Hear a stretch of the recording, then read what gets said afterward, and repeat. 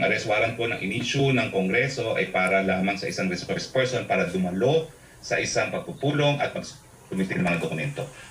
Nilinaw ng Quadcom ng Kamara na walang kinalaman ang contempt at detention order ng komite laban kay Atty. Harry Roque sa pagiging abogado niya ni dating Pangulong Rodrigo Duterte sa The Hague, the Netherlands.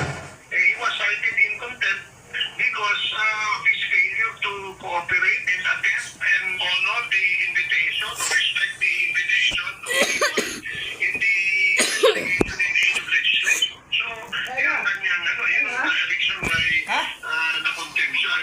Sang-ayon ng Malacanang na dapat maibalik si Roque sa Pilipinas. Siguro natin siya na siya po yung umuwi. Kasi diba green hit, green po. Siguro mas magandang isagay po rin. Yung mga tao,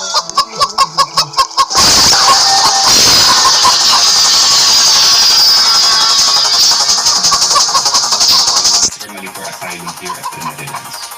As soon as the application for asylum proceeds, I do have the right to leave it. None of those investigation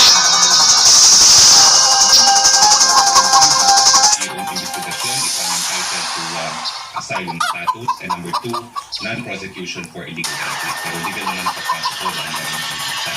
Hinihingan natin ang Pangulong ng Foreign Affairs.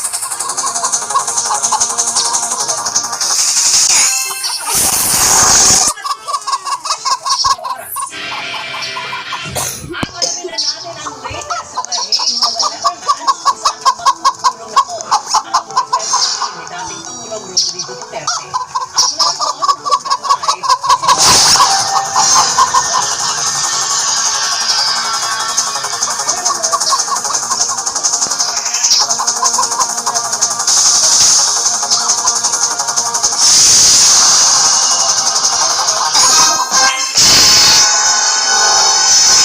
International Criminal Court.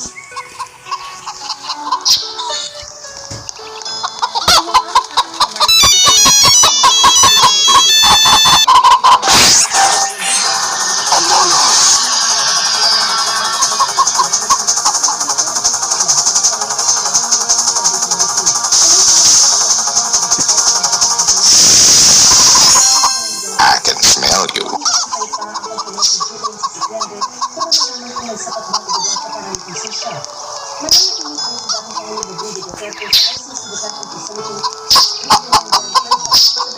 Netherlands.